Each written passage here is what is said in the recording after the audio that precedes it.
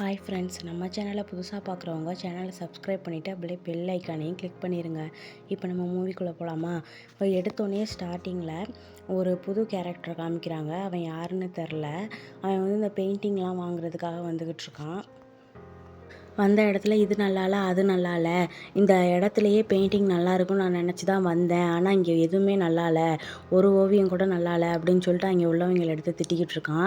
அவனுங்க இதை பாருங்க, அதை பாருங்கன்னு சொல்லிட்டு ஒவ்வொன்றா எடுத்து காமிச்சிக்கிட்டு இருக்கானுங்க.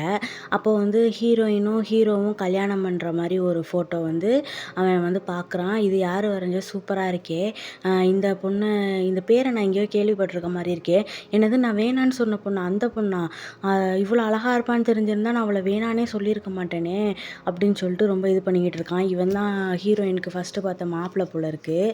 அதுக்கப்புறம் அவன் நான் தப்பு பண்ணிட்டேனோ அப்படின்னு சொல்லிட்டு புலம்பிகிட்டு இருக்கான். அந்த சீனை கட் பண்ணால் இங்கே ஹீரோ வந்து அவங்க அண்ணன் கூட பேசினதெல்லாம் நினச்சி பார்த்துக்கிட்டு இருக்கான். இந்த மாதிரி உனக்கு எப்படி பொண்ணு வேணும் அப்படின்னு சொல்லிட்டு அவங்க அண்ணன் கேட்குறான். அதுக்கு ஹீரோ சொல்கிறான், நான் சொல்ல மாட்டேனே, எனக்கு வெக்கமாக இருக்க போங்க, அந்த மாதிரிலாம் சொல்லி பேசிகிட்டு இருக்கானுங்க. அதுக்கப்புறம் அந்த குட்டி பையன் கேட்குறான், நீங்கள் சொல்லுங்க அண்ணா, நீங்கள் எப்படி நினச்சிக்கிட்டு இருக்கீங்க அப்படின்னு சொல்லணும்னா அவன் வர்ணிச்சு அவன் ஒரு மாதிரி நினச்சி பார்த்துட்டு, இல்லை நான் எதுவும் சொல்ல மாட்டேன் அப்படின்னு சொல்லிட்டு ஓடிடுறான். அவன் வந்து குட்டி பையன் வந்து துரத்துற மாதிரி ஹீரோ வந்து நினச்சி பார்த்துட்டு இருக்கான். அந்த குட்டி பையன் தான் ஹீரோ போல இருக்குது. அப்புறம் ஹீரோவை பார்க்குறதுக்காக ஹீரோயின் வந்துட்டு, நான் உங்களுக்கு டீ கொண்டு வந்திருக்கேன் அப்படின்னு சொல்லிட்டு கொடுக்குறா. ஹீரோ கேட்குறான், என்ன இதெல்லாம் புது பழக்கமாக இருக்குது, இதுக்கு முன்னாடிலாம் நீ இப்படி பண்ணதே கிடையாதே, எதுக்கு இப்படிலாம் பண்ணிகிட்டு இருக்க அப்படின்னு சொல்லி கேட்குறான். இல்லை, அந்த இருட்டறையிலேருந்து என்னை நீங்கள் காப்பாற்றி கூட்டிகிட்டு வந்தீங்கல்ல, அதுக்கப்புறம் உங்களுக்கு ஒரு நல்ல மனைவியாக இருக்கலாம்னு நினைக்கிறேன், அதுக்காக தான் இதெல்லாம் பண்ணிக்கிட்டு இருக்கேன், வாங்கி குடிங்க அப்படின்னு சொல்லி கொடுக்குறா. அதுக்கப்புறம் ஹீரோ அந்த டீயையும் வாங்கி குடிச்சிட்டு, சரி சொல்லு, உனக்கு என்ன வேணும், எதுக்காக இப்படிலாம் பண்ணிக்கிட்டு இருக்க, எது வேணும்னாலும் என்கிட்ட கேளு அப்படின்னு சொல்லி கேட்குறான். அதெல்லாம் ஒன்றும் தேவையில்லை, வேறு ஏதாச்சும் சொல்லுங்கள், வேலை இருந்தால் சொல்லுங்கள், நான் செய்கிறேன் அப்படின்னு சொல்லி ஹீரோயின் சொல்கிறா. நீ எதுவும் பண்ண வேணாம், இங்கே உள்ள புக்கெல்லாம் அடுக்கி வைக்கிறியா அப்படின்னு சொல்லிட்டு கேட்குறான் ஹீரோ. சரி, நான் ஏதாச்சும் பண்ணுறேன், நல்ல வேலை தான் அப்படின்னு சொல்லிட்டு ஹீரோயின் வந்து அங்கே உள்ள புக்கெல்லாம் அடுக்கி வைக்கும்போது அவள் கண்ணில் வந்து ஒரு லெட்டர் மாட்டுறது.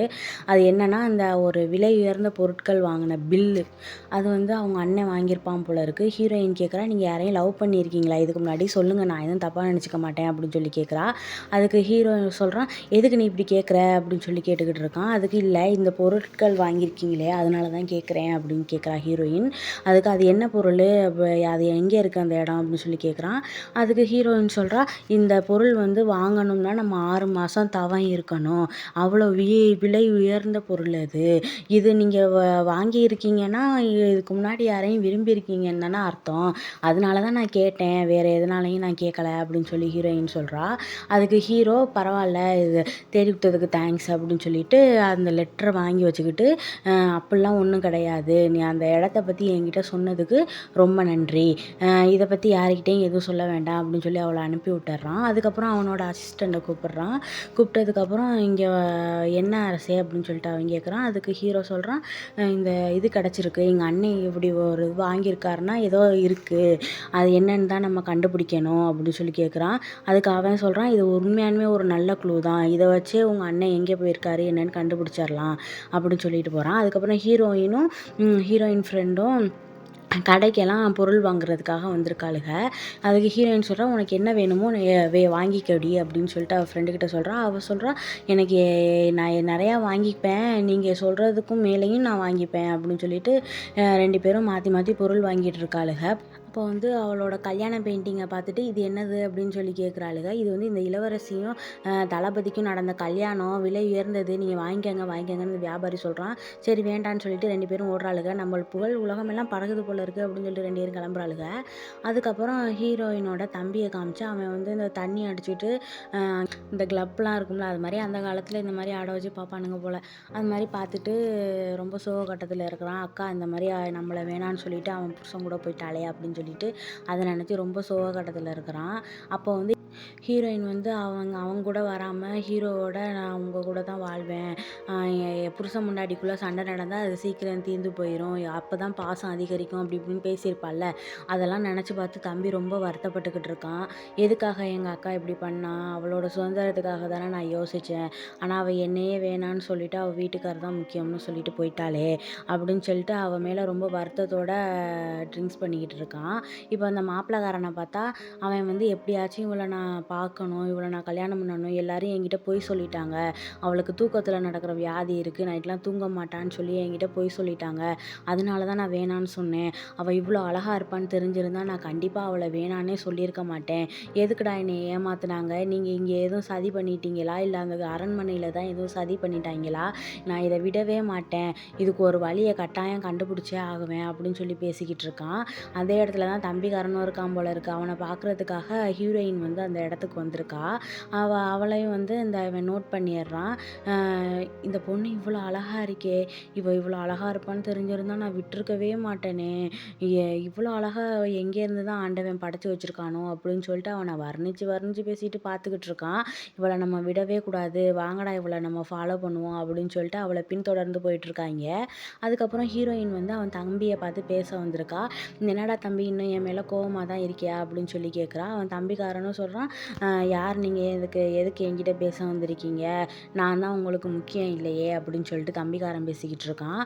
அதுக்கு ஹீரோயினும், ஏன்டா இப்படி பண்ணுற, நான் உனக்காக தானடா வேணான்னு சொன்னேன், நீ புரிஞ்சுப்பேன்னு நினச்சேன், நீயும் என் மேலே கோவம் இருந்தால் நான் என்னடா பண்ண முடியும் அப்படின்னு சொல்லிட்டு கேட்குறா.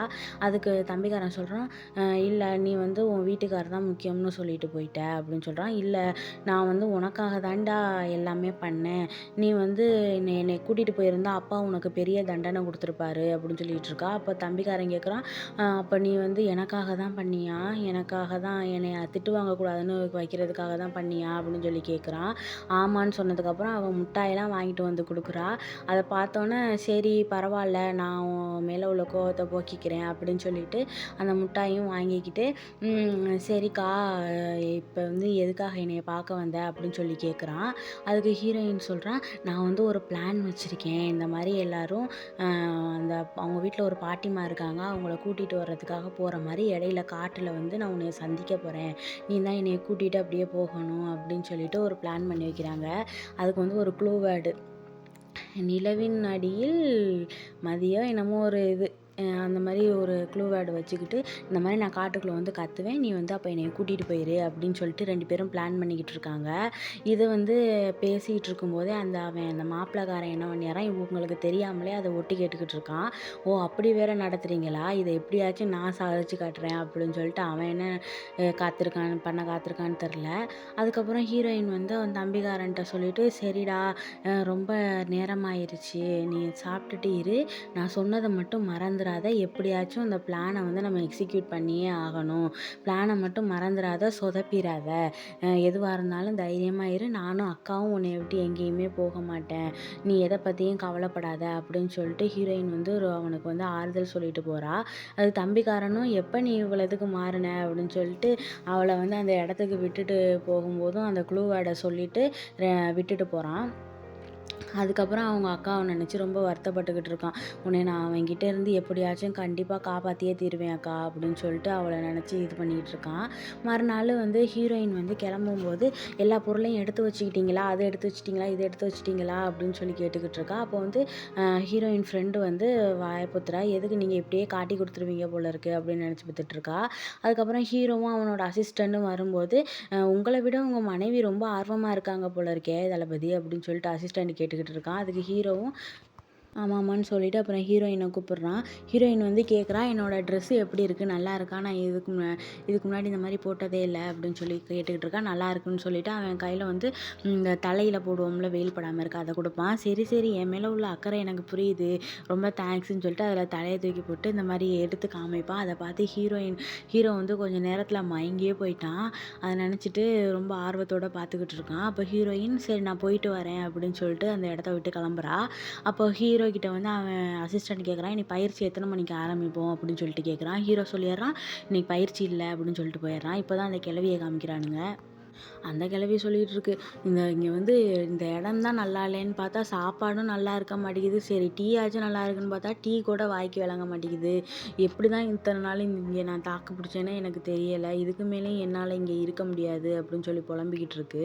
அதுக்கப்புறம் உங்களுக்கு என்ன வேணும்னு சொல்லிட்டு அங்கே வேலை பார்க்குறவங்கெல்லாம் கேட்குறாங்க. அதுக்கு அந்த கிழவி சொல்லுது, நீங்கள் எதுவுமே எனக்கு உருப்படியாக கொடுக்க மாட்டேறீங்க அப்படின்னு சொல்லி குழம்பிக்கிட்டு இருக்கும்போது அங்கே வந்து ஒரு தூதர் வந்து சொல்கிறான், இந்த மாதிரி இளவரசி உங்களை பார்க்க வர்றாங்களாம், உங்களை கூட்டிகிட்டு கூட்டிகிட்டு போக வராங்களாம் அப்படின்னு சொன்னா, என்னது அவள் என்னைய கூட்டிகிட்டு போக வராளா? அவள் என்னைய பார்த்தது கூட இல்லை.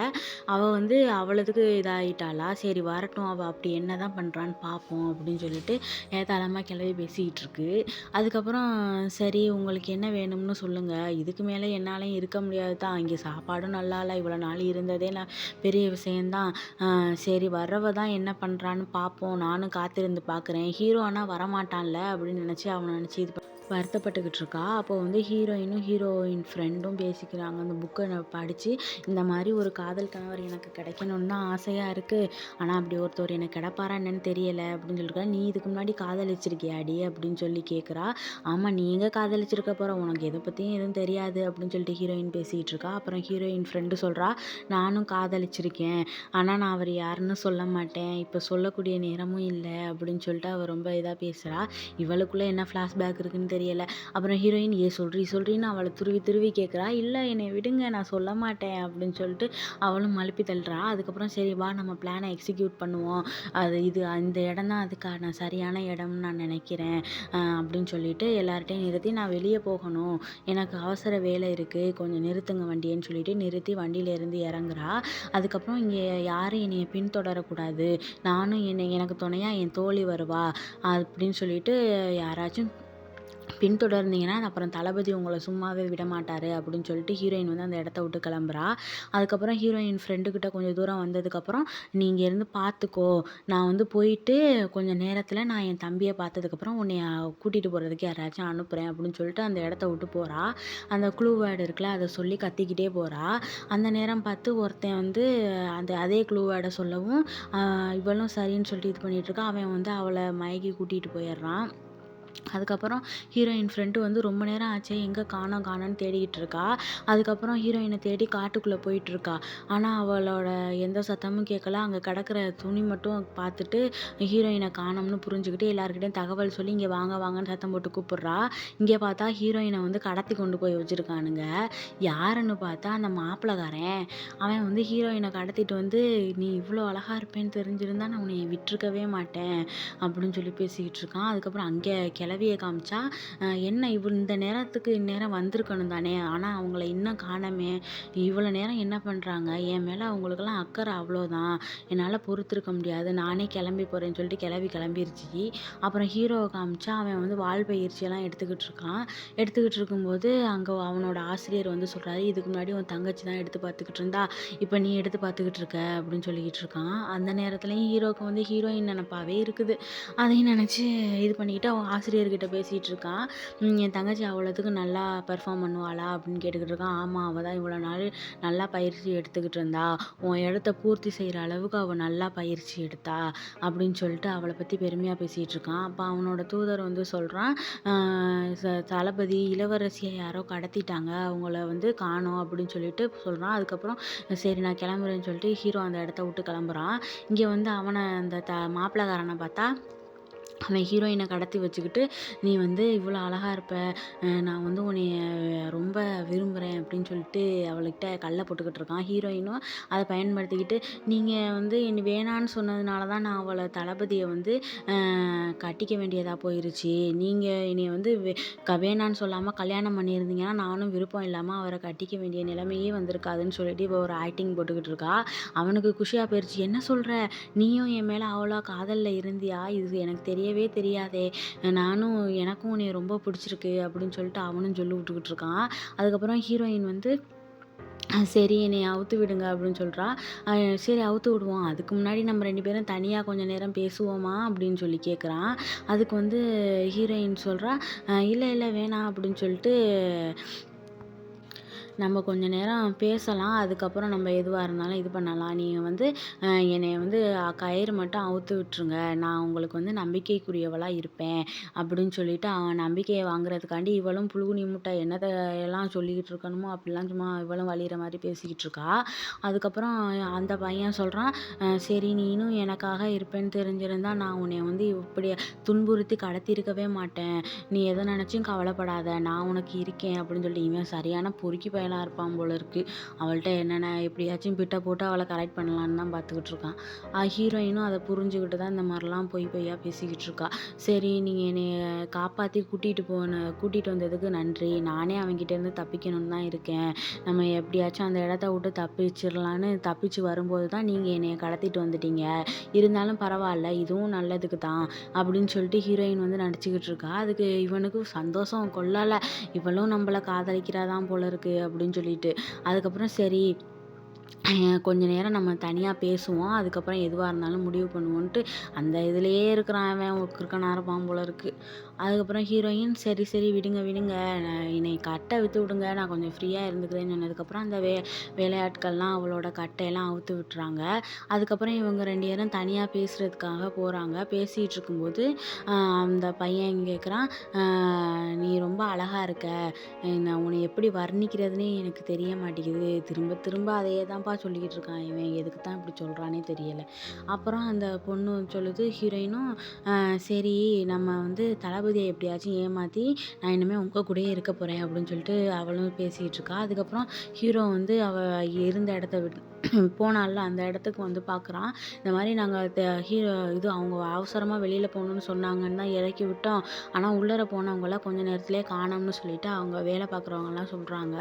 அதுக்கு வந்து இந்த ஹீரோ கேட்குறான், நீங்கள் எப்படி கேர்லெஸ்ஸாக இருந்தீங்க அப்படின்னு சொல்லி கேட்குறான். அதுக்கப்புறம் அந்த அசிஸ்டண்ட் சொல்கிறான், இல்லை ஹீரோயினுக்கு எதுவுமே ஆகாது, ஏற்கனவே இந்த மாதிரி நடந்ததானே அவங்கள எதுவுமே பண்ணலை, அது மாதிரி இப்போ எதுவும் பண்ண மாட்டாங்க, இதை வச்சு நம்ம அண்ணனை கண்டுபிடிக்கிற வழியை பார்ப்போம் அப்படின்னு சொல்லிட்டு அந்த ஃப்ரெண்டுக்காரன் சொல்கிறான். ஹீரோவுக்கு இருந்தாலும் மனசு கேட்கல, நம்ம எப்படி விட்டுட்டு போகிறது அப்படின்னு சொல்லிட்டு மனசு கேட்கல. ஆனால் இதை வச்சு தான் எப்படியாச்சும் கண்டுபிடிக்கணும் அப்படின்னு நினச்சா அவனும் நினச்சிட்ருக்கான். அந்த அசிஸ்டண்ட் சொல்கிறான், இது வந்து ஒரு நல்ல சம்பவம் தான், இதை வச்சே நம்ம அந்த கொலையாட்கள் யாருன்னு கொஞ்சம் கொஞ்சமாக தேடி ஈஸியாக கண்டுபிடிக்கிற வழியை பாருங்க அப்படின்னு சொல்லிட்டு அவனும் சொல்லிட்டு இருக்கும்போது ஹீரோவும் சரி வா அதற்கான வேலையை பார்ப்போம் அப்படின்னு சொல்லிட்டு கிளம்புறான். அதுக்கப்புறம் ஹீரோயின் வந்து எனக்கு பசிக்குதுன்னு சொல்லிட்டு சாப்பாடு வாங்கி கேட்டிருப்பா. அவனும் பொறுமையாக சாப்பிட்டுக்கிட்டு இருப்பா. நான் மணியை பார்த்துக்கிட்டு என்ன இவ்வளோ நேரம் சாப்பிட்ற, எனக்கு போதும், எனக்கு பசி நின்றுச்சு அப்படின்னு சொல்கிறான். அதுக்கு ஹீரோயின் இல்லை நான் வந்து ரொம்ப நேரம் பயணம் பண்ணல, அதனால எனக்கு பசிச்சுக்கிட்டே இருக்குது, அதனால நான் வந்து இன்னும் கொஞ்சம் சாப்பிடுவேன் அப்படின்னு சொல்லிட்டு அவள் சாப்பிட்டுக்கிட்டே இருக்கா.